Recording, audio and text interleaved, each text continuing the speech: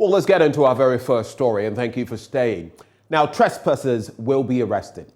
That's according to the Ministry of Foreign Affairs and Regional Integration, which is giving assurances that it will do all it can to restore diplomatic relations with Bulgaria. The Chancellery of the Foreign Mission was demolished by a private citizen at East Cantonment. Already, the minority in Parliament is demanding answers, as this will be the second on Wednesday confirmed that the property does belong to the Bulgarians. Technically speaking, the land belongs to the Bulgarians. So if anybody goes in there, that person is a trespasser. That is how I see this person who has encroached on it. At a point, the ministry managed to get the land unencumbered, but the unfortunate thing is it looks like, and that is where we are as of today. But the ministry hasn't slept, and the ministry has not reneged on its obligations to the Bulgarians. It's been something that has been on the table day in, day out. In the last 3 weeks or so, I met with the Bulgarian ambassador. He came all the way from Abuja. We had a meeting, and he wanted me to facilitate a meeting with the oh, my lawyer is not available. When he's available, I'll get back to you. I wait 3-4 days, I go back to him. Oh, my lawyer is not available. He's gone here. So he's playing some kind of some games. And what I'm seeing from the game that he's playing, that he's just basically buying time to enable him accelerate the redevelopment work that he's doing on the land. We told the workers that they had to leave the site, and that with the order that the Land Commission has issued under the new... In our second story, lawyers for Assin North MP James Jachikwason on Wednesday, that is yesterday, successfully blocked the clearing or the hearing of a case to determine whether he could continue performing parliamentary duties. The Supreme Court on March 8 ordered the legislator to file his defense in the case after it had ruled that the MP had been sufficiently given notice on the matter. Lawyers for the MP are in 2 separate applications urging the Supreme Court to take... Court had on February 22 directed that court process be brought to the attention of the MP through a publication in a daily graphic newspaper and posting on the wall of the Supreme Court in Accra, the High Court in Cape Coast, and the residence of the legislator. This was after the private citizen who filed the case against the MP, Michael Ankoma Nimfa, had through his lawyers told the court all attempts to give the MP court documents had proved unsuccessful. A Cape Coast High Court in July 2021 annulled the Assin North parliamentary elections when it ruled that Mr. the Court of Appeal. Lawyers for Mr. Nimfa want the MP restrained from performing parliamentary duties while they await the decision of the Court of Appeal. On March 8, lawyers for the lawmaker led by Chachu Chikata informed the court that its order for substituted service had not been fully complied with. He said the publication in a daily graphic did not contain all court processes but simply had the order of the court and dates for hearing. By unanimous decision, the court dismissed the objection raised by Mr. Chikata. On Wednesday, Mr. Chikata informed therefore adjourned proceedings to deal with these applications on March 29.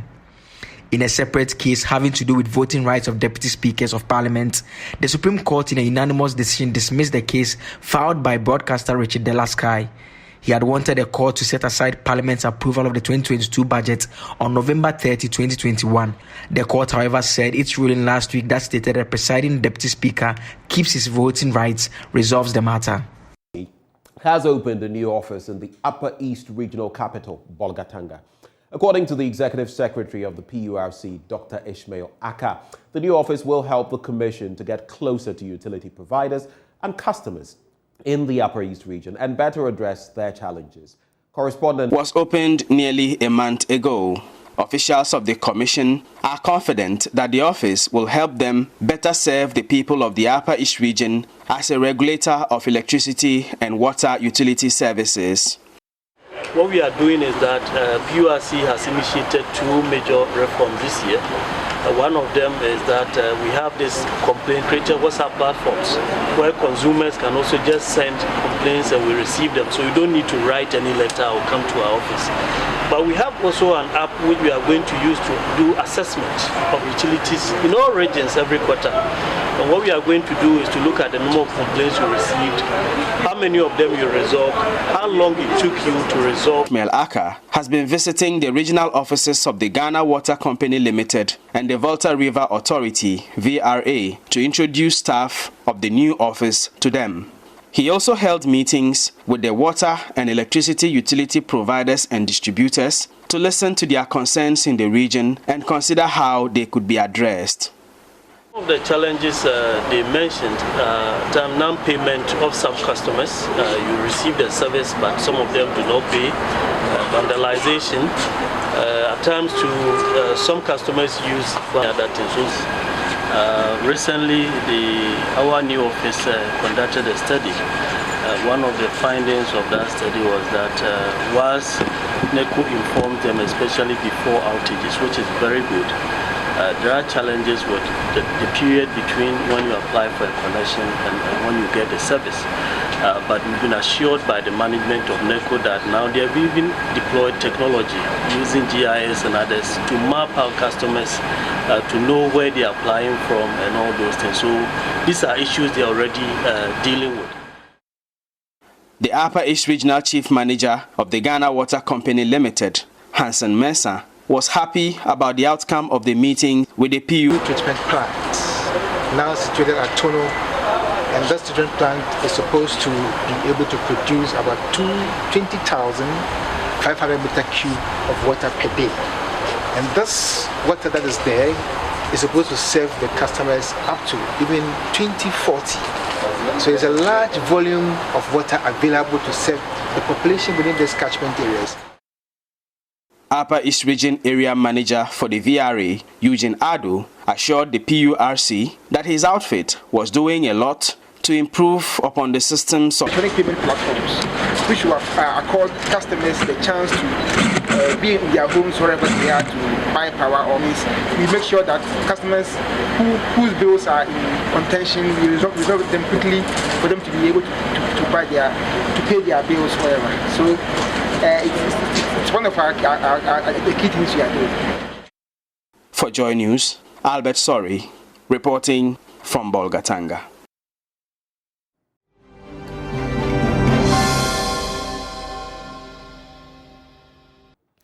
Well, back here in Accra, 7 people have been handed cautionary notices by officials of the Accra Metropolitan Assembly Sanitation team for failing to clean their surroundings. This was, however, characterized with confusion as the Joy Clean Ghana team visited some homes in Kaneshi Pamprum in the Okaikwe South Sub-Metro. There is more in this report. You will be doing it every day. After paying to court, every day you will do it. I'm listening. What she's saying is, it's chopped over there. So whatever you do, it still can go. Who made it to choke? Move it every morning. Will it be choked? See, look at here. No. Madam, you are not listening to what she's saying. You are not listening to what she's saying. Yes, you are not listening. I should say, you are standing in front of the person. You are not listening to what she's saying. So you tell me what she's saying. Madam, Tobu, why?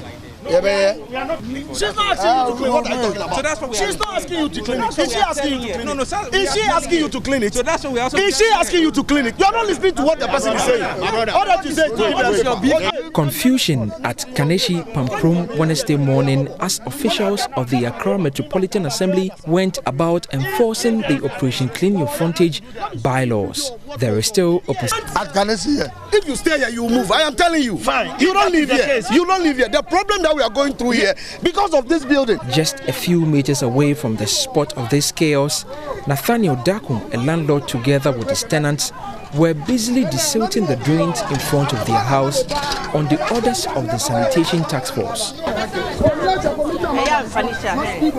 Toilet facility, but Nathaniel Daku's house did not. He was given up to 2 weeks to construct a toilet facility for his tenants. So now there is a law that every household is mandatory to have a toilet facility here. 2 weeks. So if you start and we will come and we are able to see that you started something, we can extend the days for you. So from us, we are living here, call a family meeting and inform all the residents, those who are occupying this premises. Tell them, I can just imagine the number of people who are living in this house. So if you say they all go to the public toilet, in the night that if you go there and the public toilet is closed, you definitely do it into the public drain. And at the end of the day, this kind of disease like cholera and typhoid, it will come and hunt you yourself. Okay. You understand? So please, we mean it. 2 weeks time, we are coming back to these premises. And if we come and you've not started anything, straight, we are taking you to court. 6 more households were given cautionary notices. The task force will be back for re-inspection. They will be made to face the court should they fail to clean their surroundings. Michael Ashali's report for JoyNews. That will be all for the AM news, but we have a lot more as we dig into the papers with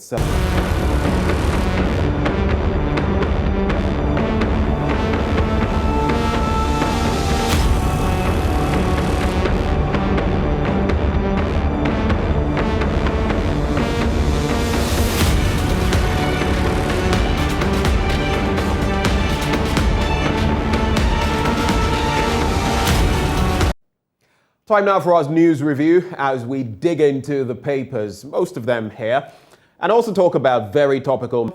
Good morning to you and thank you for your company. Good morning. Good morning to all your viewers too. I'm Ayao. So on Thursdays, it's all too exciting. So you become my partner. On which day were you born? I was born on a Saturday actually, so I'm a Kwame. Oh, I see. Okay. How is Kwame reacting to the latest fuel prices? I see over 10 cedis in some instances, 9 cedis in some instances, over 9 cedis. Fortunately, something nowadays, I know that every few days something could happen. So yesterday I just went for a top up. Thankfully, it was still a little under 9 cedis for me. Few days. But how do you react to the latest statistics when it comes to our fuel prices? I mean, nowadays every few days something is happening. What's your reaction?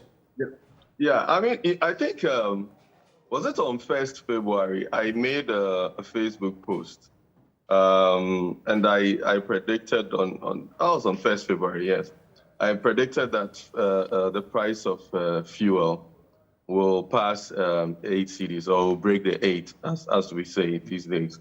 And I was saying that it would happen by the end of May or June. And I was also predicting that the dollar would also break the 8 around that time.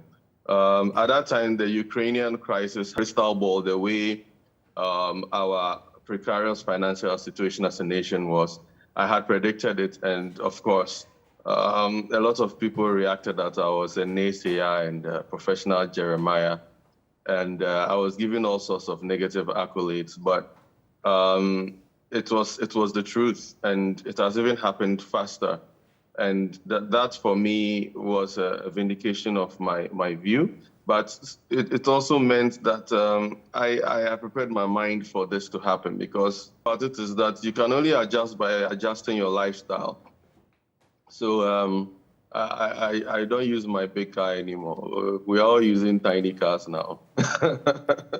That's the first step, because you have to recognize the times and then act accordingly. So right. No more V6 engines. You drive the small cars everywhere. You realize that suddenly there's no need for so many face-to-face meetings if you can do everything virtually. And it saves time too, because then it means that you won't be in traffic. So me, for instance, what I would say is that if you are a driver or you still need to drive to places, avoid being in traffic. That's one, because that really takes out a lot of the fuel. I recall yesterday I had to go somewhere. You don't expect it, but you fall into some traffic, and there are no alternative routes. The alternative routes are also packed. Oh yeah, damn. A route that would usually take me about 3 minutes to pass, I spent almost 30 minutes in there. There's nothing you can do, and you keep looking at the needle, and Charlie, you are hopeless, helpless. I know, right? These days, the needle is a source of anxiety. I mean, like if you are driving, you're not even looking at the road anymore. You're just looking at. So me like this, my car always has an MPG. Like you see the number, you hit it once and then just let it coast.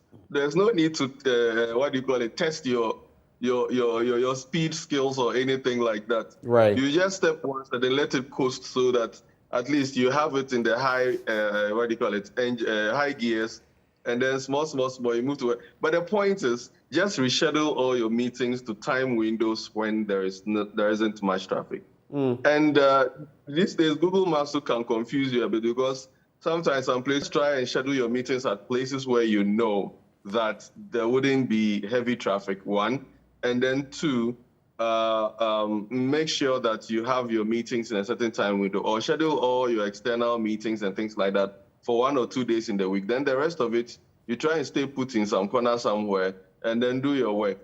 These days, we all have to be, we have to try and be smarter about how we manage our time also on being in traffic or being in the middle of nowhere, knowing that where you are going to is not really going to benefit you that much. So I guess, right. This also means a lot of virtual meetings where possible. I mean, COVID already started that move towards virtual and all of that.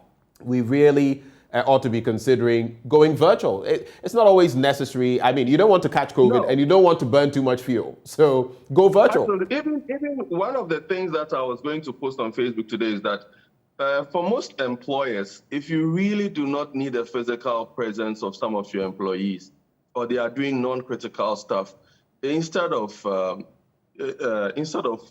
forcing them to come to the office, this is the time for businesses to deploy digital solutions that allow for them to clock into work, do their work online. You give them an allowance for data, maybe 50 CDs or 100 CDs for data. And then they work from the house online. And you would realize that the employees too will be happy because studies are even showing that people who are working from home, because they are more flexible and they are more relaxed, they are actually producing better deep into the night or early in the morning, knowing that they do not have to go through the hassle of spending 2 hours going to traffic in the morning, and then spending 2 hours coming back from traffic. And then they also are able to manage their homes. So I think it is time that we begin to understand that there's a new paradigm around your work life. And the employers should begin to embrace that. And also, it means that you probably do around, and then your company also can become more efficient with the right tools or mechanisms. And these are things that we need to really begin to look at, because employee welfare is also very important, because a lot of employers today cannot increase the salaries of their workers, but they still need the workers in to ensure that the company makes money day in, day out. And that's leeway for all of us to live efficiently. So if you're catching us this morning, you're getting free tips you're not even paying for, but that's what you get when you join us on the AM show. Selon Brantier there telling you how you can get around managing fuel prices without breaking the bank. You might be interested in this right as we move on. So in the latest ranking when it comes to the most expensive countries in Africa to buy fuel, Ghana is right up there. We're even ahead of the likes of Rwanda, Senegal, Morocco, Burundi, South Africa, and Uganda. It's only Zimbabwe that is really, much higher. If you look at the rates, and this has even changed. The rates that was used to calculate this was Ghana's price pegged at $1.22 per liter. Okay, at the time for Zimbabwe, it was hovering around $2.15 per liter. But we all know about Zimbabwe's woes, economic woes, year after year. But now that it's hit even 9 cities and 10 cities plus in some instances, soon to hit 11 cities, I really don't know. I mean, it's obviously higher than $1.22, but at the same time, I don't know whether this is some form of comfort. On the BBC, we're told that, global prices have stabilized, sort of. They peaked at $130. Now they are falling. What we don't know, essentially, because in Ghana, when prices go down, they don't necessarily go down here. Once they go up, they are fixed. They remain there. What we don't know is whether this will affect prices here anyway. What do you think should happen? Very, very briefly on that. Yeah. So the thing about a lot of these countries you mentioned, Uganda, etc., have been there before. I mean, these countries are landlocked. So the cost of freight or the cost of hauling fuel even to these countries is higher. That is why some of them have these high rates. Zimbabwe also has that issue because a lot of the truckers have to move from the coast of South Africa when the refineries. But our case is different. Our case is different. In our situation, the government is not in a position to subsidize anything. Let's all face it, the government is broke. So we are not going to have any concessions, any subsidies from the government this year. What it means is that we are going to pay the raw price as it comes in. Unfortunately for us, our situation but is that's also interesting. different. It's interesting you bring that in. Let me just chip in, because Andre Japa-Mercer, Deputy Energy Minister, has hinted that there just might be some decrements. In fact, taxes on fuel prices, about 3 of them. You think that's not the best reasonable? That's the best they can do. That's the best they can do because we cannot subsidize fuel this year. I mean, nobody should think that the government is going to subsidize fuel. The best they can do is reduce the tax component, which I hear for a gallon of fuel, for example, I hear that, or for a liter of fuel, I think the tax component is about right around 1.8 to 2 cedis. I have to get the right figures, so I don't want to disinform the public. Whatever the case may be, if 1 liter is 10 cedis right now, the tax component stations, but then what it means is that it will also alleviate the suffering of a lot of consumers. And that's the best that the government can do at the moment. However, even if the oil prices go down, because what is happening is that the spike was because of Ukraine and the speculation, but now the market is correcting. That's how the experts call it. The market is correcting because now people are aligning the demand with the supply, et cetera, et cetera. So we are looking at a projected figure maybe in the next month or two where it will reach around 80, maybe 70, 80, 90, but let's say an average of ISMAS levels on the world market. But we would not have a lot of respite because of the fact that our inflation is rising high, and also our dollar, our CD to dollar, rate is not going to, the downward spiral is not going to be halted anytime soon. Right. And therefore, it means that even if the prices go down, the dollar will still probably be hovering around 8 or 8 point something, which means that the CD value would remain. And just to wrap, because we need to get into the papers, if we basically, one of the best ways, if we want fuel prices to go down, is to stabilize the CD. That's basically what you're saying. If the CD falls to a rate of about 5 CDs, like it was, 5 CDs to the dollar, like it was maybe some time back, then we can look at some good decrements. That's the only way we will have. That's the only way we would have a decrease in prices. If they stay as they are, people need dollars to go and buy the crude. So if it stays as it is, it's still not going to change anything. So I don't think we should be too optimistic about oil price drops anytime soon. In 53 towns, MEDA installs 360 transformers. There's also Ghana races to meet SDGs. Story on pages 16 and 17. Pictured there. Chief of Staff Akosua Frema Osei Opare. Then there's this one that I'd like to run by you before we get to the stories on page 13. 273 million Ghana cedis disbursed towards 1D, 1F. And that's according to the Minister of Trade and Industry, Alan Tremartin. It's interesting. The only problem is sometimes it's difficult disaggregating, unpacking them. Yesterday, I was interacting with Member of Parliament for Kwada, so Dr. Kingsley Nyako, and he was talking about Kasapreko, for example, being one of them, which was not taken lightly by Roxanne Nelson Dafiamekpo, Member of Parliament for Southern, because we all know Kasapreko has been here with us. He talks about Ekumfi juice, of course, they have come. What is your quick reaction to them, and are we getting value for money? Selon. So we only hear the announcements, and then once in a while you would see a couple of news stories. For example, being a news station should probably have do a news story or a news series on the number of these the listed factories in this 1D1F and where exactly they were, where they are now, and whether they are meeting the objectives of even the support that they've been given. I guess that could be a challenge for our research desk. Exactly, because one of the things that need to happen is that we would realize that there is nothing. Right. I'll give you an example. I went to Nsawam recently, and I think about 2-3 just before Christmas, there was this huge fanfare about the resurgence of Aztec as a producing fruits, etc. Right. I don't know if you remember that news story. I would like to ask your team to go there today or tomorrow and go and see what the truth is on the ground. And we would clearly understand how some of these things work. The issue here is that a lot of these festivals were being written was that they were going to create new industries that were going to employ new people. However, it is good that a lot of the older factories or industries are being revived. But the point is that in Ghana, we have a poor maintenance culture. We have a poor follow-up culture.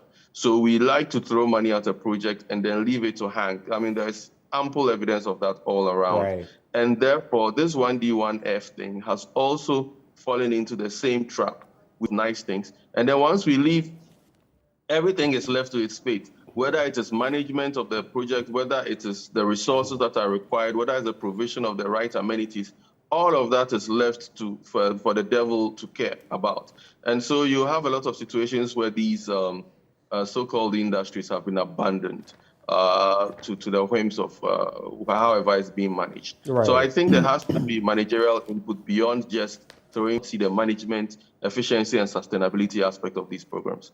Let's look into 2 more stories on page 13. Very quickly, I'll put the 2 of them together. 3 killed, 3 soldiers wounded from Bawku gunshots. And the escalating violence in Bawku suffered more casualties yesterday when 3 people died and 5 others were injured. The casualties were recorded during an exchange of fire between soldiers and some residents of Babari Bwabula, a suburb of the troubled Upper East regional town. Now, in the exchanges, Selom, which went on for some hours, a 9-year-old boy, a 16-year-old girl said to be a student, and an elderly, usually you have them, and especially in the northern part of the country, you would see that in the last few months or so, these skirmishes and all of that, young people, very young people at the prime of their lives, are either getting killed or maimed. And you ask yourself, when are we going to stem the tide of all of this? Bawku has been boiling for decades. We've still not got it right. Your take? Yeah, it's sad that in all of this, it's the little children that are really, becoming casualties. Not even that, you're talking about the fact that some of these regions are also some of the most poorly resourced. I have not tried to acquaint myself very clearly with the root causes of some of these conflicts. But I think it is time that chieftaincy, land, among others, sometimes very trivial disagreements. But yes, you cannot take anything as trivial in these cases. You must deal with the root causes and continue. We have to deal with the root causes. Yes, if it means having some kind of a dialogue between the chiefs and what do you call it? Their colleagues, the paramount chiefs and their colleagues, as well as the government and religious leaders, for example. We need to do that. We need to have that negotiation. We need to have that sit down with all of the parties concerned, because I'm sure that there are different factions, there are different parties, and then we need to have them work towards a kind of ceasefire or a cessation of hostilities to ensure that some kind of dialogue is taking place to fix the situation. I believe that in all of this, if there's clear dialogue and there are clear targets as to what needs to be done to preserve the peace, we should do it, because we cannot have this going on and then affecting economic activity in the region, which would also lead to poverty. I mean, in any place where there is this kind of instability, we only have poverty being rampant, and we cannot afford that now. Every Ghanaian needs the chance to be able to live in an environment that is peaceful. Right. We have a peaceful dispensation, and therefore we should not really allow a lot of these things to brew. Whether there are, there should be an independent inquiry into this immediately, and that independent inquiry should be truthful about the causes and should outline very clear steps for dialogue to mediate some of these issues. Staying and on if page, we need to bring in, you say? I thought you had landed there. Have you? Yeah. Right. Yeah. If we need to bring in people, we should bring them in to resolve this. Staying on page 13, stop publishers from printing textbooks offshore. That's according to the executive director of the Ghana Printers and Paper Converters Association. That is the GPPCA, Willem Turkson. And he is basically saying that apart from the creation of jobs, printing these textbooks in Ghana locally would improve the standard of living in the country and also boost the morale of players in the industry. Mr. President recently spoke about this development, stating that exactly that is going to be done. But what is the reality? I'm sure you know, and for anyone who publishes, I do, that printing sometimes in the likes of China and even outside is cheaper than printing in Ghana, and sometimes the quality is even better. But at the same time, doing so means that you are stifling the local publishing industry. What do you think about this? I think sometimes we need to bite the bullet and do certain things. In our secondary school days, we had popular printers like, I think, Zomatic Ideas, Prof and Figures, all of that. They would not have thrived, or their industries would not have thrived, or their contribution to education would not have thrived if we depended solely on foreign printers, for example. I believe that in the knowledge space in Ghana, we are not doing ourselves a lot of favors because we are not encouraging local publishers enough. And even the kind of reading material that we offer, unfortunately, we do not have a policy that targets these local publishers and assess their real contribution to the economy or Ghana's knowledge economy. And yes, printing quality might not be as good as printing from China, etc. But if we want to grow and sustain the local publishing and printing industry, we need to sometimes take some of these measures just to ensure that the money stays in. And also create new jobs and new opportunities for others and encourage others to also come into the industry. But when we do everything foreign like that, then it means that even the little cash that can stay here and keep certain industries alive would not exist.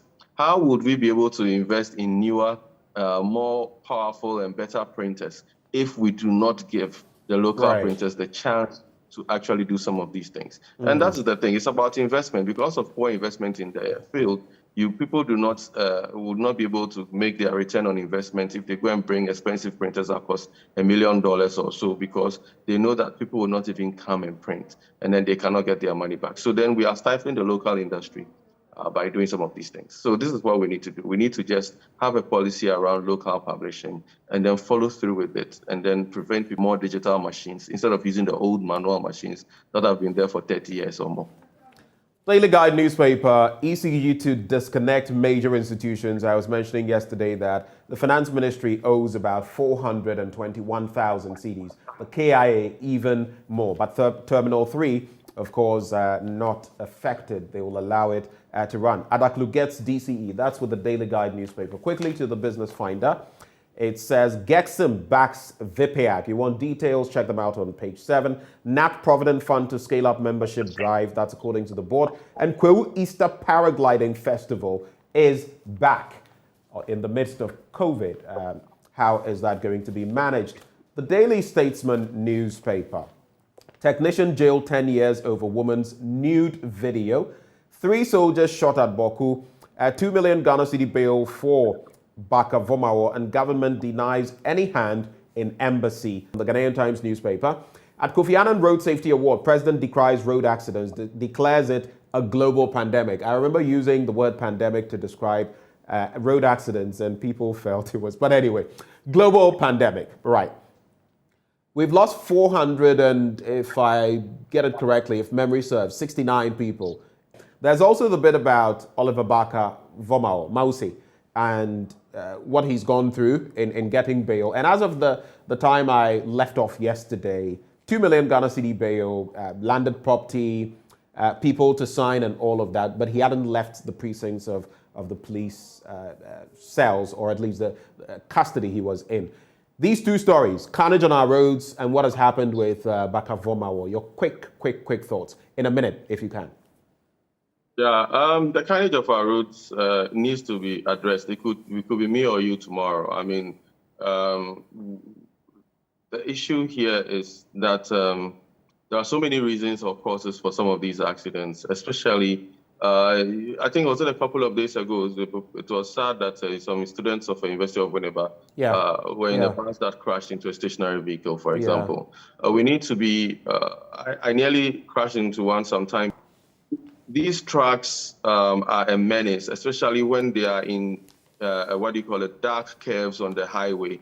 And by the time you would realize they are there, it's almost too late. And the issue here is that we need to have, apart from just the police patrolling the roads, we need to have a certain, some highway watchers who will be able to patrol these roads, especially in the evenings.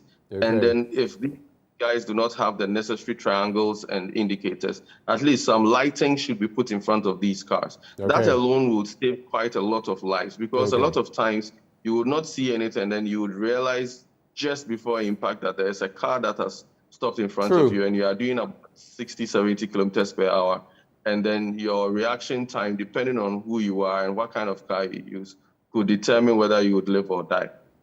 Okay. On Oliver, very quickly, 30 seconds. On Oliver, it is very clear that the process is being abused by certain people for whatever whims that they choose. And it is a cautionary tale that all those who think that this is a positive thing should note that the same way this is being done with impunity to Oliver and the threat to his freedoms could be done to any of us by anyone who. It's sad for me that the Ghana police, in trying to handle his custody, is also culpable in the way in which they have acted around all of these. And it is making the thing a circus. And it is not very amusing for a lot of us who are observing, because it could be any of us being run by someone who has put himself out, or who says he comes from a heritage where rule of law is observed. We have watched the abuse of a lot of these, procedures right from the beginning till now, and it's still continuing. And this trend, for me, shows what we need is a united nation to be able to confront the problems ahead, and not these divisive activities, which only serve to show that certain people are just trying to do this to show someone a lesson, which is very, very unfortunate. Salam. Akbakata. You bring out the ever in me. Do you have a good... Next, we have sports at the Babayara Sports Stadium. Yeah, going to host that fixture between Ghana and Nigeria. But what do we have to do? More details as we come your way. Stay.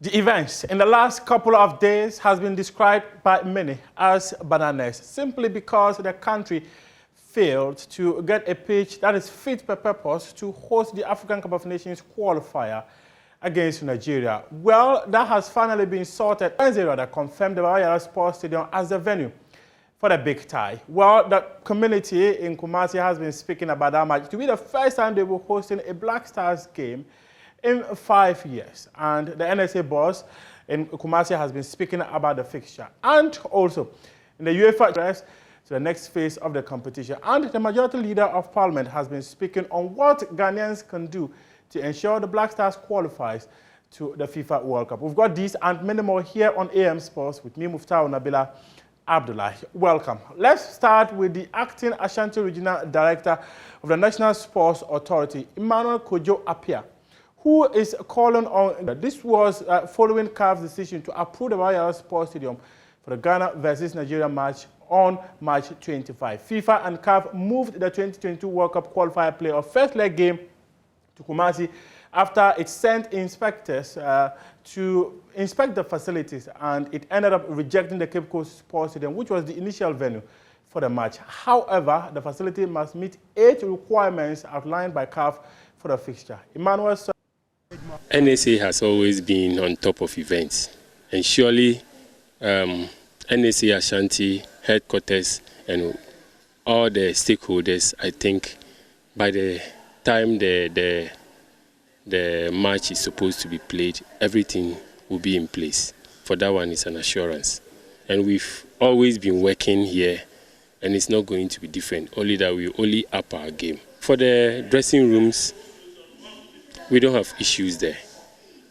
We have the pitch, and the pitch, as you can see, we did a little bit of work on it yesterday and today. Put some more works on it, and then we apply our normal fertilizer, just as we've been doing. So by next week, Tuesday, Wednesday, it should be ready.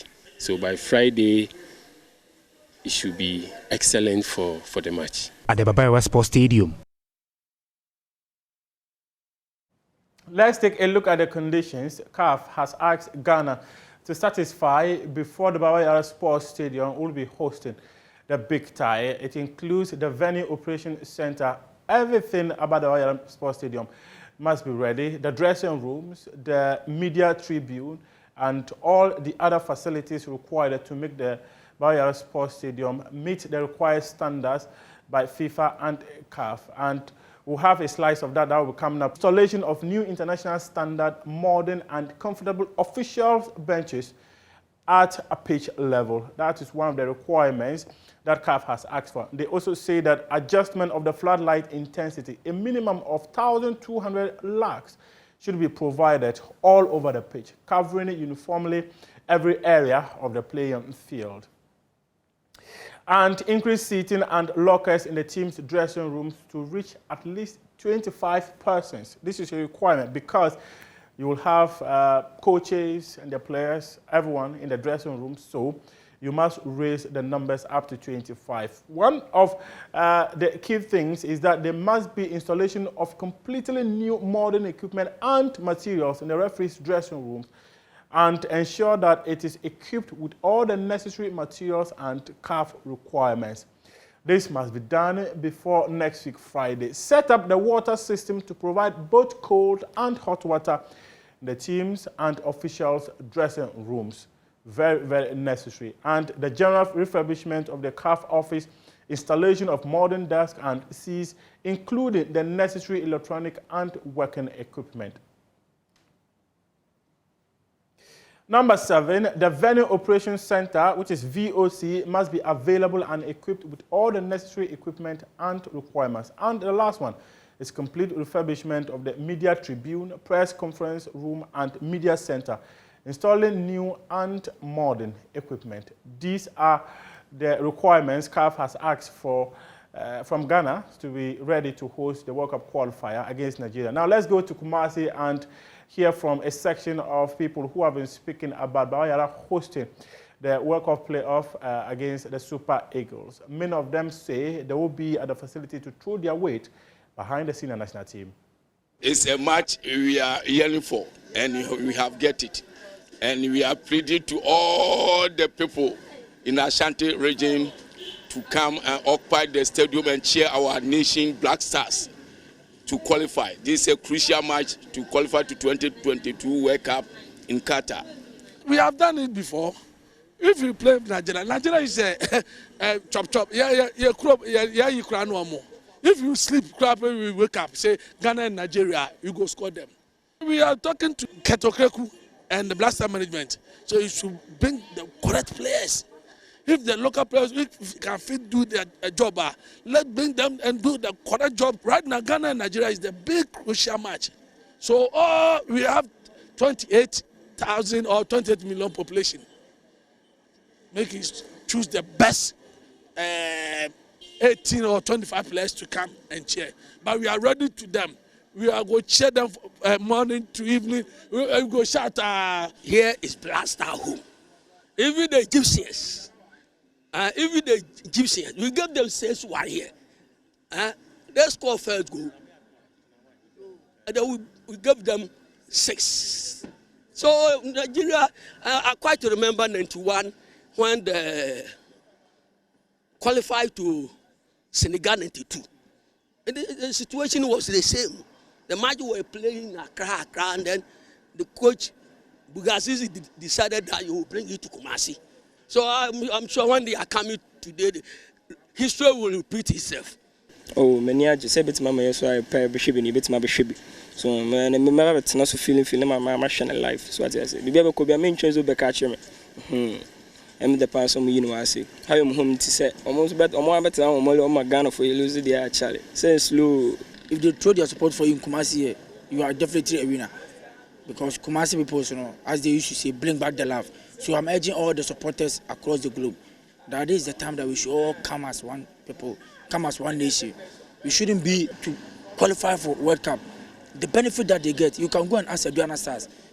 Due to some Adams, let me say, qualification to World Cup, that he was included in the team, they get benefit from it. 2006, you can go and ask other people. Due to Ghana qualify for the World Cup, they get some special benefit from it. If Ghana qualify for World Cup, those local teams that they are within the country, they are going to get benefit from it. So I'm urging all the supporters across the globe that next week Friday, we should all throw our support to the nation, to the Blaster. We should all come together as one people and support the team. Let's go on the floor of Parliament now and hear from the Majority Leader, Oseche Mensah Bonsu, who has been calling on Ghanaians to throw their weight behind the Black Stars. We should come together, not to stop of the Black Stars. And I guess so many of our compatriots are not in the mood to even continue watching the tournament. That is the extent of injury that has been inflicted on all of us football lovers in the country. We need to continue our support for the team if indeed we want to maintain them, or if we want to call a halt to our participation in World Cup or perhaps tournaments, then we must make that bold decision. Other than that, the Speaker, I bet us together quickly in order not to have another disaster.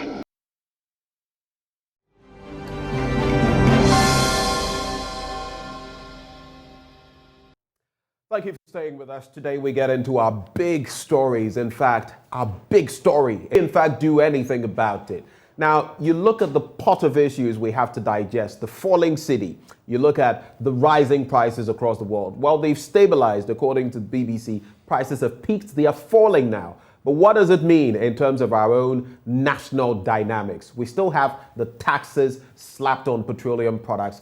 Deputy Energy Minister Ejapa Mercer has been saying that we can take about 3 of them off. But how do we deal with this situation as drivers' unions are also threatening to increase fares once more? Joining us for this discussion that affects Edward Abambere Bawa, who is Member of Parliament for Bongo. He is on the Energy and Mines Committee of Parliament. They join us for the conversation. Later, we shall weave in some energy analysts as well to share their thoughts, candid thoughts, on where we find ourselves. Well, let me say a very good morning to the team, the crack team. In fact, let me say the A-team we have on board this morning. A-team on the AM show. Dr. Amo Asreka Kray. I'm fine, boss. I'm very fine. Dr. Amo, good morning to you. Morning, sir. I'm bleeding. So, just to make a point. So when I was coming here, then I saw that on Goyle it was still 8.4 something. Right. So I said, oh, let me rush and buy this thing before they change their thing. You mean this very morning? This morning. So when I went to buy the thing, I finished and I did the calculation. I realized that no, I had been charged on the new rates now. But because I thought it was the old rate, I wanted to at least get fuel into my tank before they adjusted. So that is how it is. Let me also add that we have joining the conversation via Zoom, Duncan Amoah, Executive Secretary of COPEC. Mr. Amoah, very good morning. Duncan with us. Duncan Amoah? Benjamin, I'm here. All right. Thank you for joining us on phone, rather. I hope you're well. Very well. It is a beautiful morning. The good, I don't know. Especially when your blood pressure is racing to, digits that you didn't imagine. Right. Anytime. Benjamin, I'm not certain anybody will be comfortable with where we are. Either the person is probably getting, free fuel or some largesse that he doesn't even see. But I've had very senior people, even within government, who themselves are worried. And Right. I do think that it is time really, really, really to fold our sleeves and get down to work. This cannot be sustained. 10 cities, almost 11 cities, 20% shy. It's something we probably never imagined, but further interviews on this matter, clearly, we see the signs, we see the numbers coming. We put in some of these mass communication to avert the minds of authorities to potential danger. The only thing you get eventually is that you are probably insulted, called names and all of that. But the pumps would expose all of us eventually. When you talk about these things, to be faced with, I have had an MP go on mass, radio insult. That is not me. It cannot be me. I'm not the one selling the product. What you have in the system, you can defend all you want, that it is whatever, but eventually total prices would come, gold prices will come, Shell will come, and they are not declining, as others would want to, suggest. They are going up, largely provided by platforms like yours, by civil society, platforms like ours, by, the day-to-day Ghanaian, people.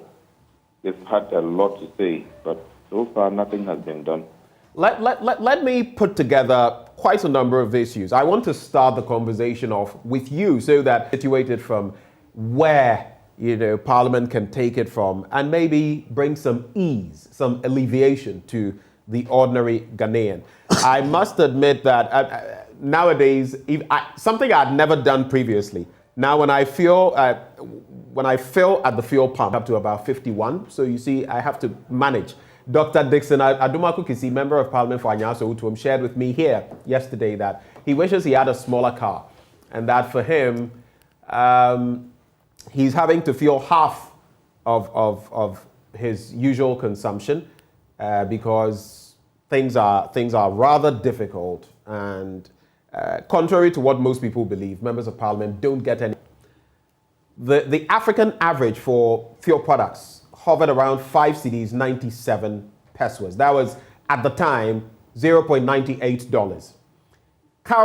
At the time then, we were selling, at 7 cedis, which was around $1.14 pesos.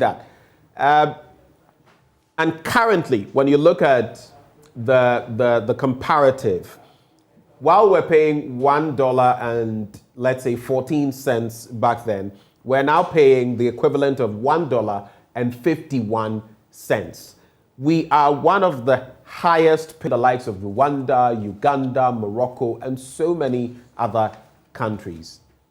You put that side by side with what the world has been telling us, that the global Brent prices have stabilized at $130, and in fact, they've fallen drastically, hovering around $100 or so now, currently. Yet, in Ghana, it doesn't look like per our dollar issues. How do they come together to make any sense for you, Duncan Amwa? And how possibly can we do anything about it to ease the burden on the ordinary Ghanaian? Well, I could possibly get us to probably do this, intellectually. So it says that the average price of diesel around the world is around $1.26 per liter. And however, there's a substantial difference in these prices among countries. As a general rule, richer countries the countries that produce and export oil have significantly lower prices. One notable exception is the U.S., which is an economically advanced country but has low gas prices. the differences in prices across countries are due to various taxes and subsidies. All countries have access to the same petroleum prices of international markets, but then decide to impose different taxes. As a result, the retail price is different. This is just to say that there are certain benchmarks that global prices do follow. Whilst the richer countries have higher, prices, simply because purchasing power with them is a lot, free. The poorer countries often have lower prices. And then it goes on to further explain that it is not just the poorer countries, but those countries that produce and export oil oftentimes have far lower prices as related to those who do not. And so it cites there. Though they are very advanced, prices you find at their pumps are still quite lower than what you find in the European Union and places like Hong Kong, Macau, and others. So we, as a country, if you ask, have simply deviated all these norms. In country, you cannot compare what Ghanaians earn here to what the EU citizens would earn, what a South African will probably earn for a day's job. So of course, purchasing power low. parity comes in, and ours can't be compared. About the highest in terms of numbers currently, and I have seen some, charts doing the rounds. A lot of it incorrect. If you do not factor what you have now, and you choose to do the lower base numbers, don't forget that once Total, Gold, Shell, the three majors, decide to put a price, between them you are doing an amount. So oftentimes we will go for that band because they constitute more than half, actually, of the market. It means that of every 10 that buy fuel, between 5, 6 will be buying from either of these three. Once their prices move to a certain, of course, not everybody will go up to that level, but to most Ghanaians who probably walk around 6 out of 10, you are looking at these three, providing them fuel. And so we should be worried. Reduce nothing. You talk of the refinery, you cannot produce oil, as a country, and shut your refinery. You cannot produce oil in today's time and continue to leave everything, the crude, in the hands of foreign oil companies. They should do the selling, they do the lifting for you, they do everything. They sell and come and give you your money, and you sit and say, oh, we have received 300 million, we have received. You do not even receive crude to process locally. So look at this. Countries like Venezuela, right, will produce the oil, would export some, right? But what they give to their locals, you can drive for next to nothing. Even today, with Russia, Ukraine bombing and whatever, you still drive around a lot easier. 1,000 barrels per day. You are producing far more than you consume. You consume less than 100,000 barrels. So assuming you put the numbers together, whatever. Right. Forgive me, Benjamin. These things get me quite emotional sometimes. But clearly, the safety net, the founding president got. Let me put a refinery here because the Volta Basin and other places have given some indication of oil. When we find oil, we can process for our people, right? When we rather found the oil, the refinery has gone. I think we should be bold enough at this point to also look at institutions like BOS and the role they play vis-a-vis to the ordinary Ghanaian. Okay. You would expect BOS to at least be holding strategic stocks like it was set up to do. So that when world market prices look crazy, like we've just seen in the past 2 weeks, you would have something to fall back on from BOS. That is also not the case. So that safety net is also not functioning the way it should. So now, whatever Russia decides to do with Ukraine, Some Ghanaians who don't even have an idea that the country exists call you going. It's scary, Benjamin. It's really scary. And I don't think any official, any authority, anyone in any higher position, be it parliament, be it a public office, Article 71 office holders, churches, every Ghanaian is worried. From the little, if you open your talks about prices likely to jump, they will rather come at the messenger and not the message. The message would eventually reflect at the pumps. Sadly, people are being forced, Benjamin, to pay more than they can afford. Hold it for me, because I'm intentionally starting with you, and we have energy analyst, your colleague, Kojo Poku, on the other line as well. He joins us via Zoom. And that's the interesting picture. In the UK, they are selling at around £1.60, okay? It was projected at a point sometime last week, it hit £1.63. Some analysts have projected this is just a false lull, the falling prices, and that it could go up again, and that a litre of fuel could actually go up to £3, okay? But those are mere projections. That's not the reality now. But here we are in Ghana, and we're paying almost something close per litre. It's almost 11 cedis at some prices as it is now. I mean, does it make any sense where we find ourselves? How do we deal with this crisis, Kojo? Well, good morning, and good morning to my brother, the trotro driver, Duncan Amwa. Your brother, Duncan, the one, the trotro driver. The trotro driver, yeah. Duncan is the trotro driver. He's a GPRTU chairman. But good morning to my good brother, Duncan, and good morning to your viewers. I think what Duncan said, let me now inform Duncan about, we are not doing even 200,000 barrels a day that Duncan thinks we are doing. We are doing way less than 140,000. The upstream is in a mess. So when Duncan hopes that our windfall from the upstream would have come to save us, because the upstream is in a mess, we don't have that safety net. The upstream, when we started 12 years ago, was doing something like 90,000 barrels a day. Today, we are still doing around 140 and 150 at most, okay? So the 4 parcels every 6 months that we are lifting, with these numbers, only gives us something like $192 million, which in the scheme of government affairs is nothing. But let me now go on to talk about what you asked. Look, we don't only need a plan for the next month or two. We need a 2022 plan. What is happening now is worse than the pandemic. When we went into the COVID pandemic, government had a plan to help Ghanaians. Free this, free that, free this.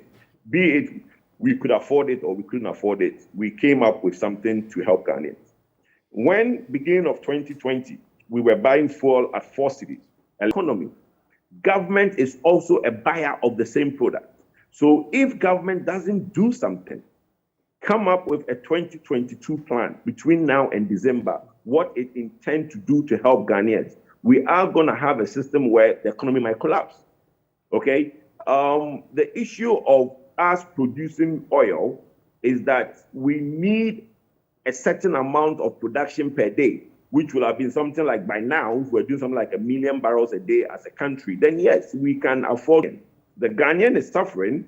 Average person today waking up to see 10 cedis at the pump. Right. It's not a joke. Okay? Because how does that person, the psychological effect of it alone is crazy. And the dollar to the cedi is the problem. In terms of the high prices, I think we've ridden the storm. Last week, crude oil went to $130. Police have said that they will pump more crude oil. So it means that if nothing drastic happens again between the war, we are going to be around that $100 a barrel, which means that if the cedi gains strength and the cedi comes back to about maybe 6.7, 6.9, and Bank of Ghana is able to supply Bank of Ghana is able to supply forex to the BDCs and the OMCs at the interbank rate. Right. Then this. And Duncan, just hold for me there. And gentlemen, Edward Amambere, Member of Parliament for Bongo, Dr. Stephen Amwa, Member of Parliament for Nshia. So I had to do this, situate the conversation with the analysts as, you know, from a perspective of industry watchers and players. They laid the foundation for the conversation. Thank you for being so patient with me. In the context of all that they've said, what is your read of Business and Financial Times? CD hits 7-year low as value erodes by 17% mid-March, and this it's alarming. Basically, it's alarming. How do you react to where we find ourselves? Almost 11 cedis per liter. Yeah, so thank you very much. Good morning first to my colleagues. I'm talking of myself and the viewers. Since the crisis that we found ourselves in, particularly with petroleum products, the narrative, particularly from managers of the economy, have always been that because of the rising prices in crude oil in the international markets, that was the reason why we're getting the problems we were getting. Indeed, this issue was going up until the new kid on the block, that because of the war in Ukraine, that's why we are having this problem. Today, as at this morning, crude prices now is around $99. In fact, your business section of your news, business desk, reported that it's $99. So it means that we've moved from last week of about $131, I'm talking of Brent, to about $99. So ordinarily, I think either Duncan or Kojo mentioned it was at vary, depending on the type of crude you are making. But basically on Brent, as at this morning, it was $99 per barrel. Now, if that is anything to go by, the expectation would have been that, and the reduction has been coming down for a longer period. You had a situation where prices were coming down, and there's a basic reason for that.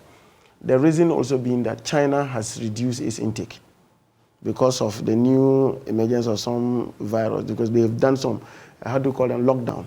Then it makes the product... It can be pumped into other parts of the world. So that's one of the main reasons why these things have happened.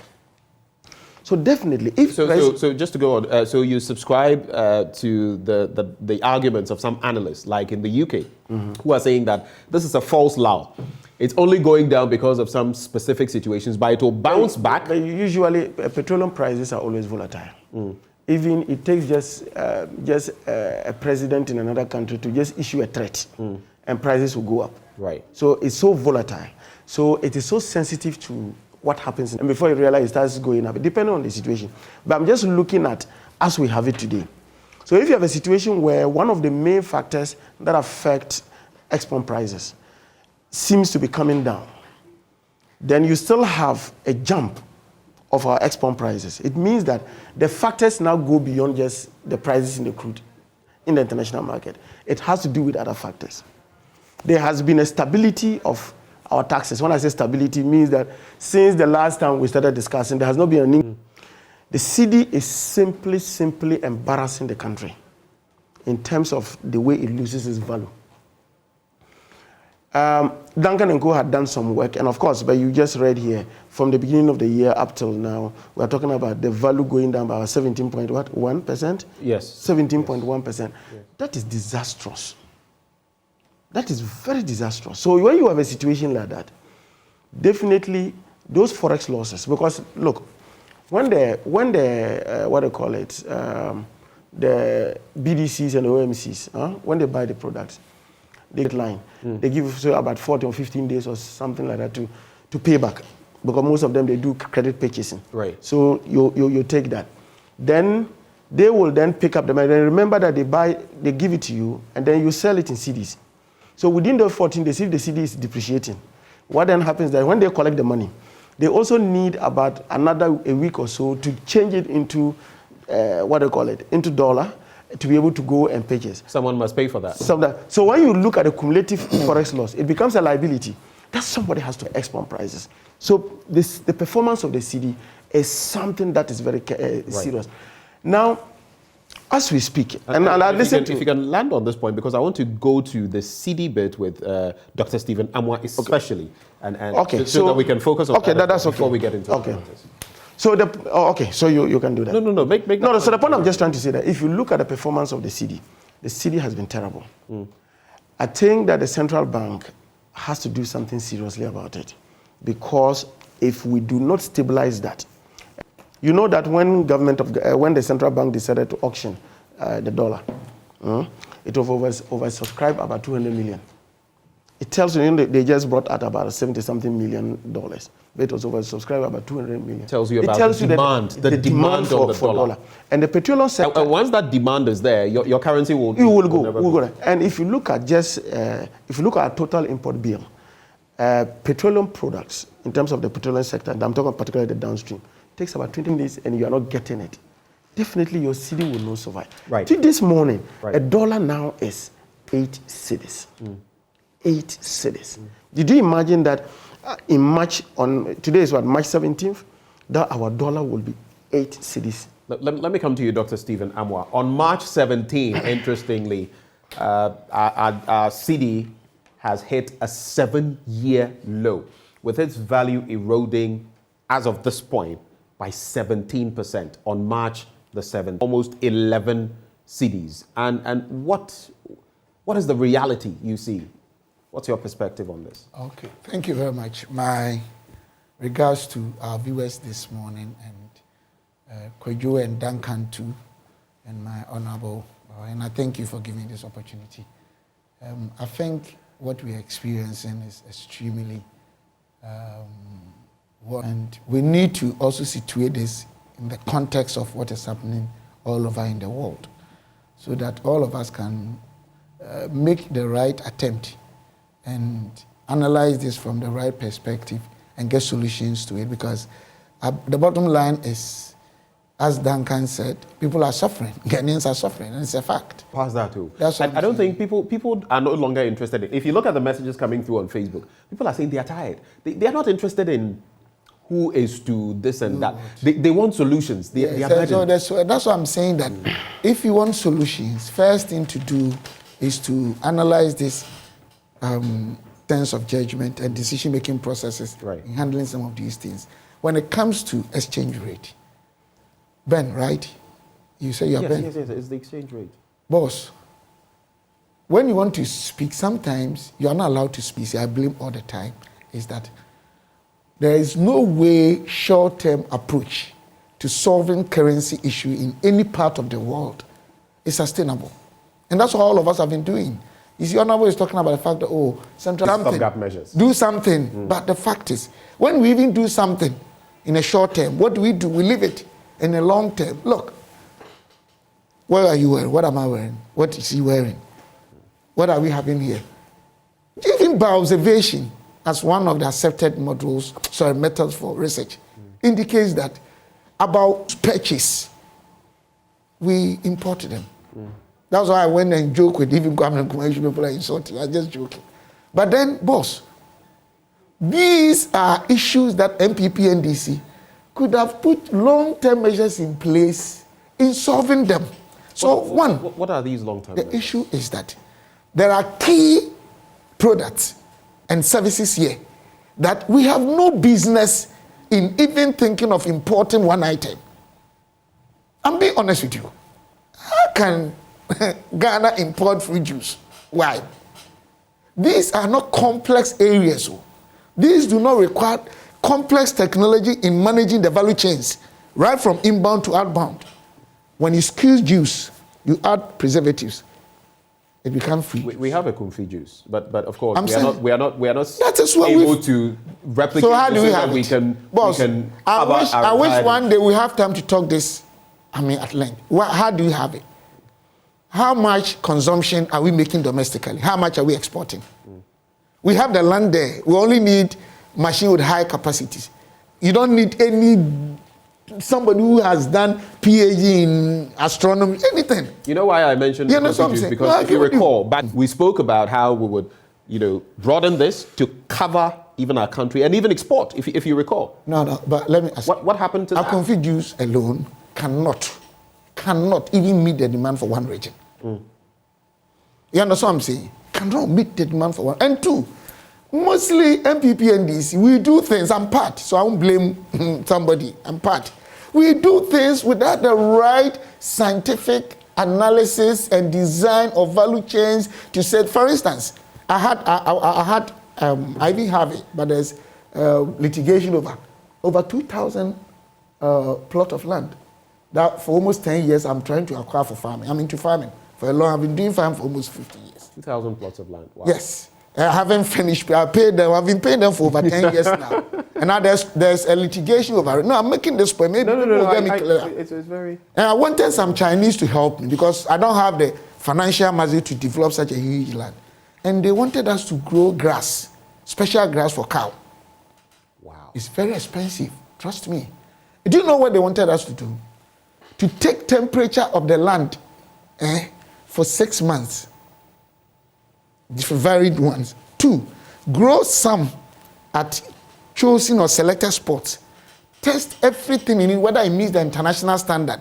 Then we can go ahead. Then after that, we will design the value chain. I mean, the size we need, the quantity that we need, the price, the machines, even exporting it, the risk that are likely. We do that. But ask yourself whether MPP and DC, let's be very honest, all the policies we want to roll out, we can provide a simple value chain document that can tell you that this thing can provide whatever we need for even 70% of our population. Will cut down importation by this. We need the machine by this. We need the land by this. The owners of the land, we've gone into agreement with them before we even roll out. These are the basis for most of the problems we have in unemployment, exchange rate, and all this. Right. We'll get into this. So what I'm trying to say is it not because we are making, for example, the NDPC and all of that, we are politicizing them? Because in the end, those are some of the things we should be doing, right? These are the policies. The NDPC, they are like a company. Directors give vision. You understand what I'm saying? Then maybe at the middle level, strategic managers will find competitive edge techniques and whatever, and then you operationalize it. But all these things, before they do, the point I'm making is that it's properly and well designed. Look, the MPP's 1D1F is the most fantastic thing we need. But let's be honest and ask ourselves. Now, can we tell Ghanaians how much has it do we have the figures? Before we wrote out, can we tell Ghanaians we had all the figures for all the industries? I don't know, maybe I'm wrong. So these have challenged our production unit. And for that matter, simple things that we do, because look, preference for goods of the same liquidity and risk factors in our country, we prefer outside. Just check. So basically, we all agree it's good. Has it lived up to expectation for you? Personally, I would say no. But to me, it's good. I mean, it's a don't think good anyone start. disputes that. It's a good start. We've done something. I'm not saying we've not done anything at all. But probably if we had designed and had figures and know that we are going to get about 4 billion in 2 years, going to employ 100,000 people, going to these are the design, the chain, these people can get, it would have been easy. But coming back to the CD thing. Briefly on that. First thing, now, we should work on our interest rate. Because short-term interest rate can affect if we try to let it go up. It will worry us, but it has to go up a bit. Right. 2, which I'm sure is going up. We should work hard to reduce our inflationary rate. We'll work on that. Because in most cases, internally, if the interest rates are going up, people on the exchange rate stuff will go down. 2, we should also be thinking of going into hedging as a country. Now we have a lot of people. Yes. You can hedge the commodity. If you go, you use what is called option. You pay premium. You calculate that into your losses and profitability or your expenditures. Then you know that if I put in 1 million, even if the commodity price goes $400, I will stay with it. If there are the things done in the developed worlds, within their to mitigate the impact on our government pairs and on the people. So it's interesting that you mentioned all of these, and you're part of the finance committee. I don't know why. Maybe our finance committee made up of NDC MPP. Right. We don't decide on these. No, I get it. But people like I'm saying that these ideas are sharing. Discretion of functions. No, I get you. I'm just saying that you have these brilliant ideas. I'm wondering why your people may not be buying into them to do some of the things you're talking of. But let me come to you. Have we over-dollarized our economy? We often talk about it, but what is the reality and how much is it impacting us now? And from what Dr. Amoah says, how can we tap into some of these long term? Because he says both of you, NDC and MPP, have failed in that regard. In a long term, let me tell you, we have a problem. We have a challenge today. The challenge is that we simply cannot keep our CD stable. The challenge is that our prices at the pump are going up. Sure. The challenge is that this has a direct effect on the Ghanaian. Food inflation has gone up. He was on one of your sister stations.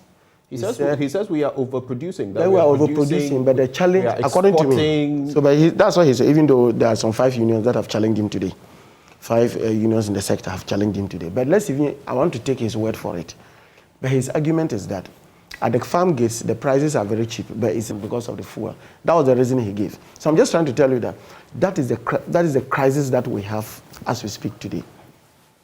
How do we get that solved? Look, so you are looking at the short term? Yes, yeah, I'm looking at short to medium term, and I'll make that. You see, Duncan, look. And then the Temori refinery. Yes, also yes, Temori refinery. We should look at those things first. And Kojo Poku is here. Myself and him have had some discussions around TOR and its issues there. If you look at per day, that's the capacity it can produce. As we speak, for a long time now, TOR is not working. For a long time now, TOR is not working. Is it possible, and I've listened to BDCs talk about it, is it possible that Boston, as we speak, as the holder of strategic stock, they've done that many times. In the past, we've done that. We buy crude from Nigeria, we give it to TOR to process. TOR processes it and give it to us, and so our existing stocks, we'll give it to Goyle and try to see if we can force down that even BDCs themselves have given. It reduces some of these challenges that we have, because then we will have the refinery, we will have our refinery producing. Now, whilst we look at a long term of what we want to do with TOR, whether we should expand it or we should do that, that is one area we can. If you look at our upstream sector, it's not doing very well, which is true. I'm being sincere with you. If you look at 10 is not producing very well. We have so much litigations on places that we should have been developing. In fact, our production values have really come fallen. down. We have unnecessary litigations because of government policies on some things which is being litigated in courts. And so because I agree that we are not. But that being said, we are still making in the neighborhood of about 200 million because of the fact that if you look at what we put on terms of our benchmark revenues for 2022, we are going far ahead of that. So we are making some windfalls. Even by our petroleum agreements, we have what we call additional oil entitlements. When you go beyond a particular threshold, there are some amount of particular time that you will look at, say, our taxes. And I was just sitting and trying to list. Look, do you know that in the intervening period that we have had these situations where fuel prices have now moved from roughly around 4 point something to about 8 point something, the intervening period, the UPPF, that's a Unified Petroleum Price, a fund, was increased by 164. You had boss margin. When you say 164, what? 164%. Percent? Yes. Okay. You have boss margin moving from 3 to 9. That's about 200%. You had fuel margin increasing by 233%. Then we drew the attention to the fact that the Deputy Minister for Energy had said that there are some trade taxes that can go. And I agree with him. Last week I had occasion to indicate that. I said, look, currently, the 20 pesos we pay for the energy sector levy. If you look at why government brought it in because of excess capacity charges, power purchase agreement. That on any day, if I'm able to dispatch, I should be giving you X amount of power on daily basis. Right.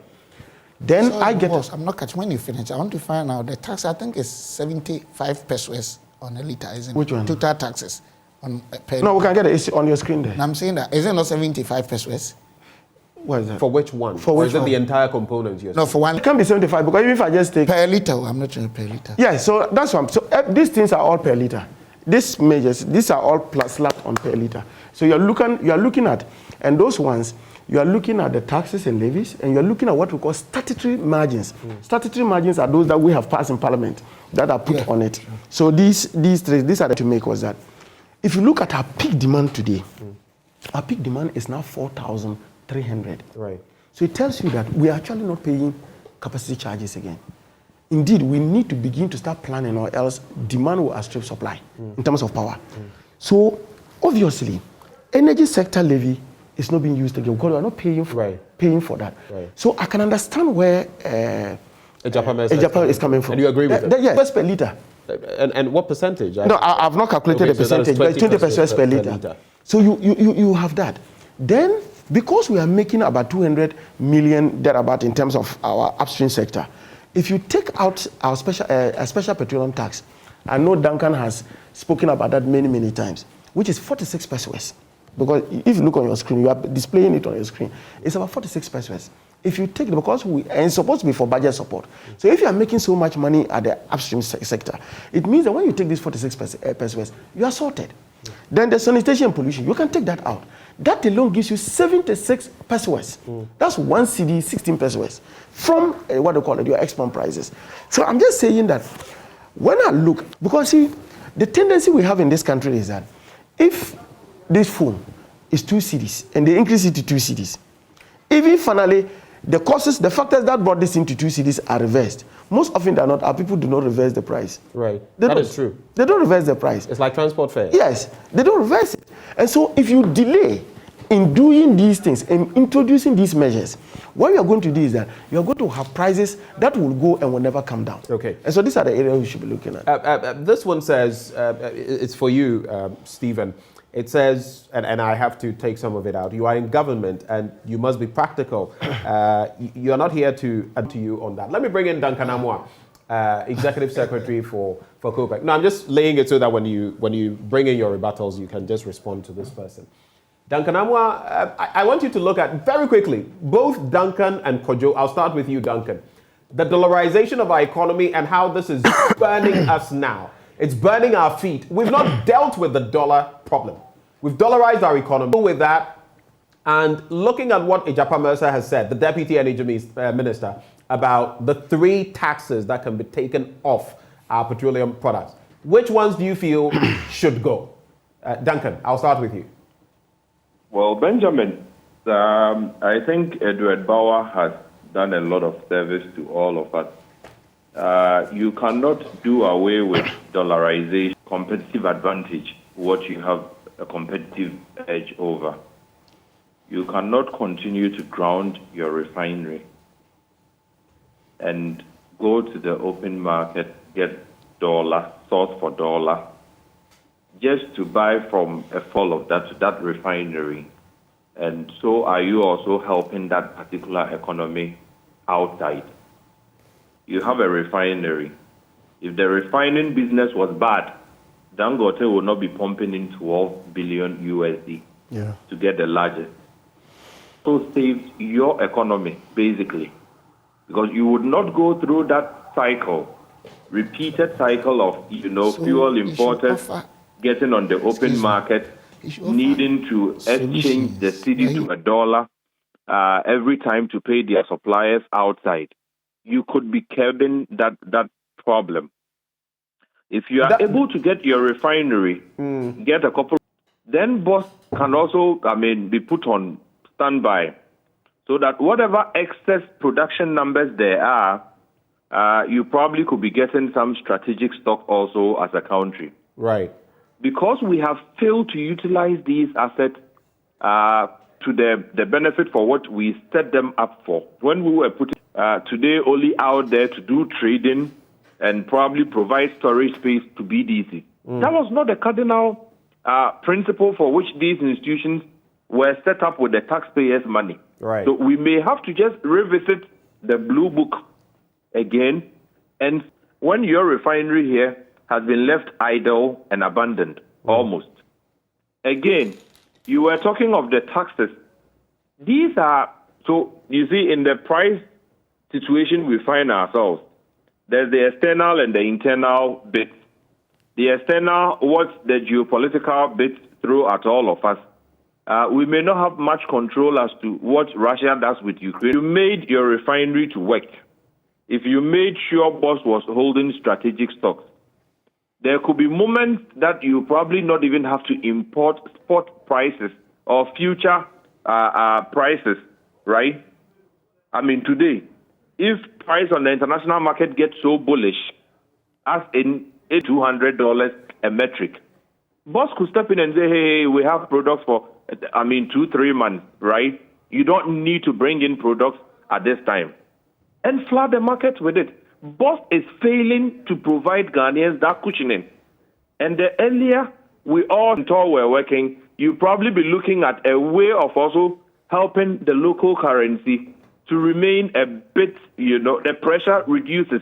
400 million is what you are doing every month. Duncan, we're looking at solutions. So moving forward, what are some of the taxes, for example, per what Ejapa Mercer says, that you feel can be taken out? Which specific ones do you feel can be taken out comfortably by Ghana as of? And I'm happy with the way and manner they also work with the NPA and everybody. He is right when he says 3 of these taxes, the special petroleum tax, the sanitation pollution levy, which we had issues with in the first place. Let me put it to the 2 MPs over there to ensure that they bring back the NPA to the floor of Parliament or the Ministry of Energy to explain why Ghanaians should continue to pay for price stabilization and recovery. Because you are not stabilizing anything, you are not paying for under recoveries because of deregulation. If we need money to pay for premix subsidies, let the NPA go back to Parliament with it or whatever to be specifically channeled towards premix.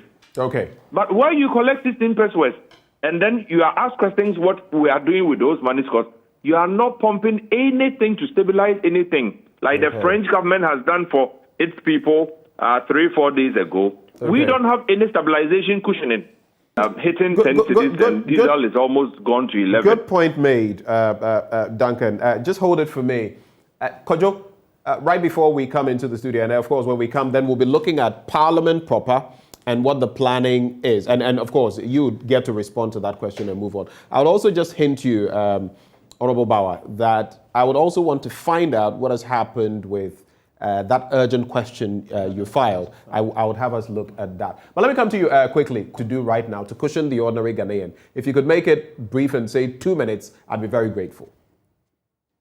What I said earlier was that we need a 2022 plan. Like I said, we are in uncharted territory where government needs to come up with a plan. Now, from what my brother Bawa said, that the special petroleum tax, when I only removed taxes from petroleum products with a caveat. And the caveat is that we should now cap the marketers and dealers margin. Now, let me correct something that you put on the screen. What you put on the screen includes marketers and dealers margin.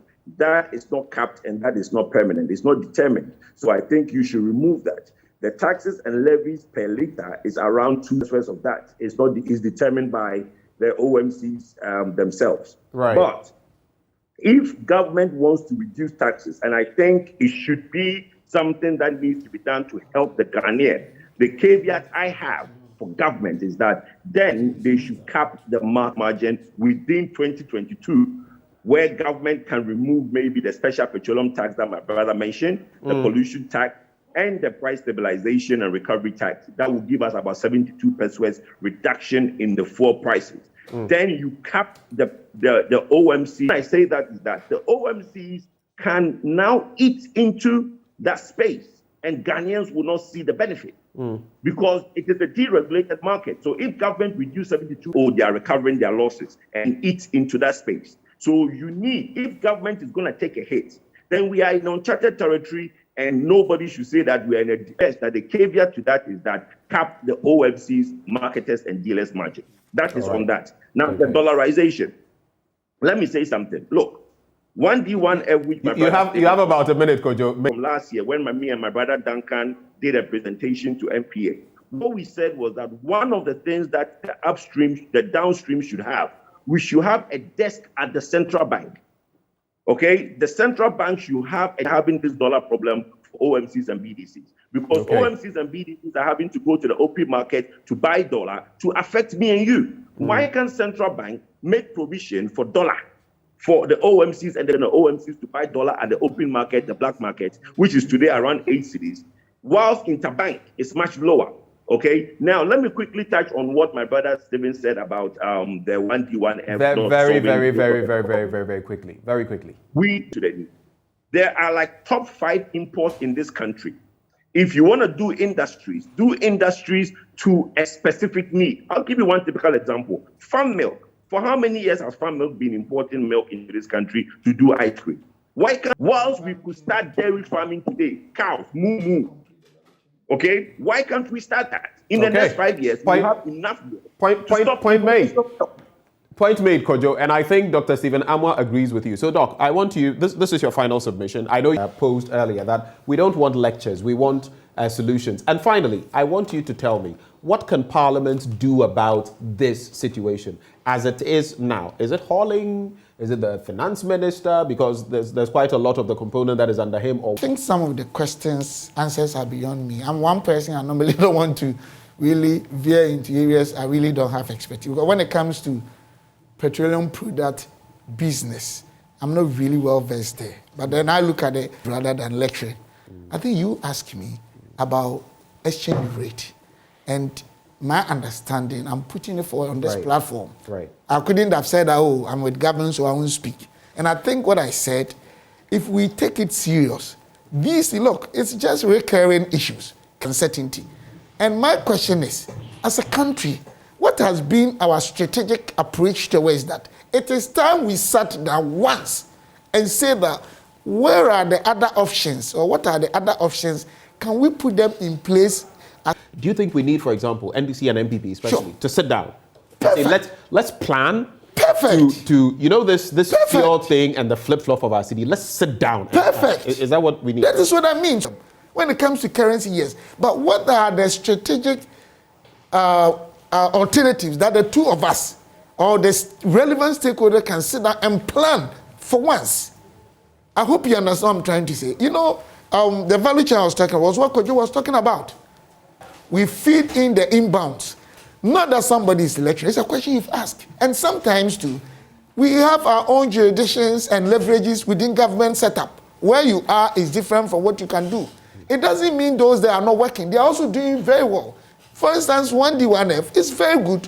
But, of course, I think we would have done better if we had really begging the government now. And I know they are doing it. This is my input. The relevant stakeholder organizations, such as BOST, Temori Refinery, even though it's down, we have people there, MP and all those guys, they should come together. Because we have a situation now, they can bring these brothers of mines, they all have different areas of expertise, we all come together and work on some. We need to find long-term planning against these uncertainties that keep on reoccurring. That will involve all parties. And that's what I'm saying. Okay. That's all that I'm saying. And we should also stop politicizing it. Fine, NDC can say with this, they are also doing, have no problem. Right. But I'm praying that one day, even if the unlikely event that NDC can, MPP should be in a with us. This is what I want. Your final comments, and don't forget to chip in what has happened after that urgent question you filed for Kenneth Oyata to appear before Parliament. So first and foremost, let me state that based on what Kojo Poku said about the national plan for 2022, I was expecting that in this period of crisis, that the president would have addressed the nation. Are you talking about the State of the Nation address? He would do it. I'm coming. There were circumstances led to postponement. Please, Edward. Once you come and say that, as if you don't know why. Unfortunately, we don't have time. So Actually, I do not know the reason because it was fixed as in last week. 3rd of March. 3rd of March. Then it has been postponed indefinitely. So I don't know the reason. The president should have been addressing the country about the state of the nation and what are the things, the strategies government is taking to put in place. But as we speak now, he's at large. We don't know what is happening. 2, the issue of the 5 areas. The president is at large. We're bleeding for time, so please. The other one, Kojo Poku talked about strategic areas that we could look at. You know when they introduced this whole issue of benchmark revenues, what then happened was that it then encouraged a lot of what they call imports and other things. When there was a reversal, you saw that, for example, rice farmers, and randomly because of then government said they were suspending that. If you recall, as we speak now, we don't even know the status of it. These are areas that, if you are looking at policies based on things that can impact on your economy, but not on populism, then these are the areas. So just wrap with yes. And the last one is the urgent question. As we speak now, it has not been listed for for hearing. Right. I do not know whether the delay is coming from the finance minister's side or the fact that maybe energy, petroleum and anything falls under the Ministry of Energy. If you look at the indicators that affect the Ministry of Finance. So the Minister of Finance should be seen to be talking to us. So are you going to push for that to happen soon? Yes, tomorrow is Friday. I'll be asking as to why maybe the question has not been filed yet. Maybe if possible, maybe tomorrow it may pop up. I also think, I think instantly we should have very broad stakeholders. Right. Joining us for this discussion, I want to say a very big thank you to Duncan Amwa, Executive Secretary of COPEC. Duncan, Kojo Poku as well, Energy Analyst. Kojo, thank you so much for your time with us. They should look for me. Morning. There's also, should look for me. Dr. Stephen Amwa is saying you guys should look for him. Hold on, tell Dr. Amwa that he's changed his number. Oh, no. Okay, for Inshaso constituency, a member of, which committee is it again? Finance Committee, yes. And then, thank you for that. It just skipped my mind. Finance Committee. And then Edward Abambire Bawa, Honorable Member of Parliament for Bongo, and a member of the Energy and Mines Committee of Parliament. Thank you so much for joining. Stay tuned, find out.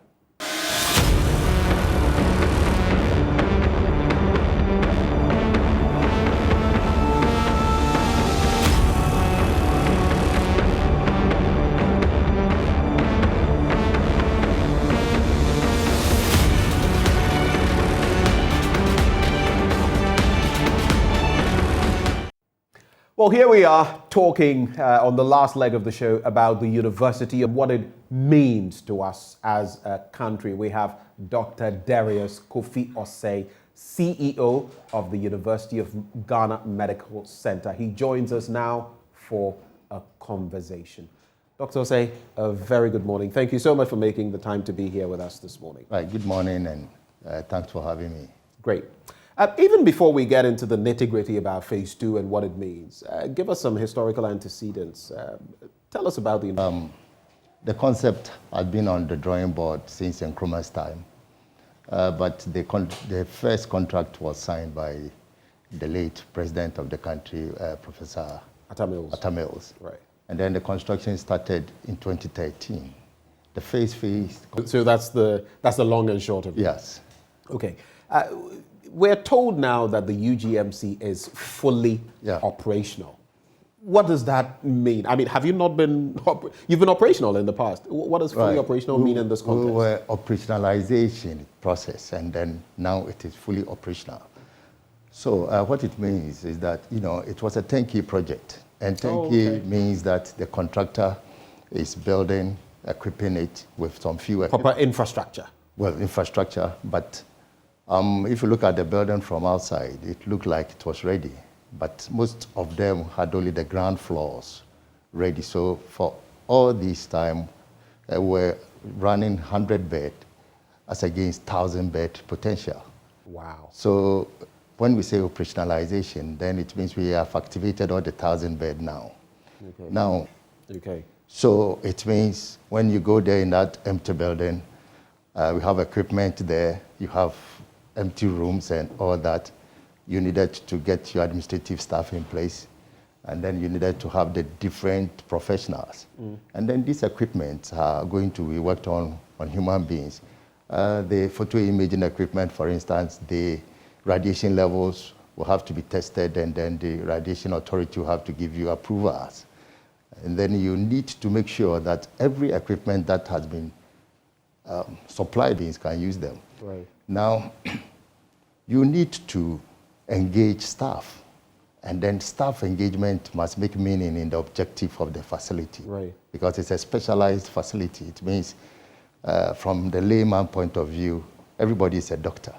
But we've been scaling up, trying to get doctors as the business was gradually coming up. And as I speak, we have about 809 staffs, 147 doctors and 47 senior specialists and consultants.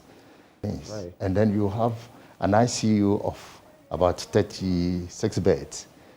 So though I'm not truncating your line of thought, but if I do the math, about 147 of those doctors, 1,000 beds. So that means that's just an average, though, more or less. But of course, the specializations. You have to look at the content. And again, we also, as part of establishing ourselves, have sponsored most of these doctors to specialize, because it is very difficult getting the ready-made doctors who are specializing in various areas. School right here in Ghana? Yeah, right here in Ghana, right, in the College of Surgeons in West Africa. So we're anticipating that in the next 3 years or so, they will come back because they are bonded, so that we can complement the full capacity of what is needed. Okay. Right. Most people have not even known about this second phase. Right. What was it supposed to deliver, and what has it delivered as of now? Phase 2 brought a lot, which had meaning into phase 1, because phase 1 was giving us the OPD services and limited space in inpatient. Okay. Like I said, we're only able to 100 beds, right? Which means we were very measured in our operations in terms of what we can. Phase 2 brought on board the extra 1,000 beds, even though most of the beds were there, but the divisions were not properly functioning, and the equipment that was required to make these areas functional. It brought the cath lab, that is the 8 doctors bungalow, and then we also were able to get the other functions. Mind you, we are not only doing the clinical side, we also have a research and then simulation and training. So all these were part. Basically, we're good to go now. Definitely so. We are ready. You're not just another hospital. There's a lot more to you than just being another hospital. Like you said, you're a specialized hospital. But you have 3 focal areas at the UGMC. Tell us about those focal areas. Yeah, we have the largest. It means is, most medical schools use live sick people to do their studies in terms of kidnap. Now we have the mannequins and other things that simulate and mimic medical conditions. Oh, wow. So it means we use our facility in terms of clinical practice. Also, it is not only for medical training. As I speak to you, we are going to train about 50 STC drivers about basic life skills. STC drivers? That is State Transport Corporation. Yeah, no, I get it. Yeah. So how does that feed into? Yeah, because they are taught how to, basically save lives when there is accident or something. Over here, for instance, Consolidated bank. Yeah. Right. If somebody should fall here at your workplace, I'm sure if you have the skills, you should be able to save the person's life immediately. So CPR. Yeah, that's some of those basics. So this training and simulation center goes beyond just both for clinical and non-clinical persons. This is great. This is. And then we have the third, that is the research. Right. We managed to get fellows in research as part of our staff, which is difficult. Mostly they are in the universities. But this time we have fellows who are part of our staff who would now research. Right. When we are going to do artificial reproductive technology, that is the IVF, when you are going to do cardiovascular operations, then there should be some data that must have some research meaning, capacity that is required, so that we can complement the clinical areas in terms of research. So your outfit is fully operational now. 1,000 bed, you're bringing on the doctors. I'm sure you're going to even add on more doctors as time moves on. But what change will this really bring to bear? What is... So definitely, if we have just one presently operating in Kolebu, then we are going to complement that kind of cutting-edge service. We are looking at the minimally invasive procedures that people travel out of the country to do. So surgery, but not complicated. Yeah, more or less, we are looking at medical tourism, what medical practice. So that is why we say quaternary. It means above the generics, subspecialties. When you used to have general surgeons, now we have moved to different branches of general surgery in terms of subspecialties. And these are the things that send people out of the country. And we are focusing in getting all those services for UGMC, so that at least we can focus the care of our citizenry and out We are looking at the whole of West Africa and beyond. Mm. And Kolebu has played that role for a long time in the West African sub-region. You hear people from all over West Africa coming to Kolebu. So you're going to take some of the burden off of them. Definitely so. And add on more specialized I'm not saying that we are not already giving some of these services. Kolebu is doing it. But, you know, the focus here will focus because we don't have the 3-tier system. Kolebu has the polyclinic. And then, exactly, you know, exactly. Like most of our public, like 37 also does. But here, you know, we don't have general practitioners sitting in our consulting rooms. So all of them are being managed by specialists. So that is why mostly we're talking about referrals, so that when the lower levels have exhausted their capacity, they refer to us so that we continue the care. Are there any others? Yeah, we have. Apart from those that you've mentioned. The cat lab for... The what? The cat lab, angiography. Okay. Where people's hearts are stopping, blocking, and then we immediately can salvage them. We have the artificial reproductive technology that is popularly known as the IVF for women who have a problem with childbearing. Definitely it's an area that will be patronized. We also have a whole, sleep medicine. It's not something people have thought of. You know, sex dysfunction area. So these are narrow specialties that we intend to focus on so that we can solve the problems. And in respect of the clinical section, do people need referrals? You know, some of these big hospitals, you need to have been referred from a smaller hospital or a polyclinic. Do they need referrals before they come to the UGMC? Let me clarify. If you take the women and children, for instance, so if UGMC has your facility, if you in need of childbearing, for instance, and you want to benefit from the artificial reproductive technology, definitely it's not a referred area. Right. If you have any secondary condition, like a diabetic or hypertensive patient, definitely you can decide to use a specialist who are there. But what we are saying is that your primary doctor should give you maybe your medical records. Right. If you are 50 years, definitely somebody is seeing you already. And so what can we learn and then continue from there? It can't be a tabula rasa. It must be a continuous process. In terms of research, you touched on it briefly in terms of what do you stand to do, or what do you hope to do in the area of research as a medical center? Yeah, we talked about genetics medicine. We are talking about, in fact, last year, for instance, you know, we became popular for the COVID treatment. Right. So we've managed to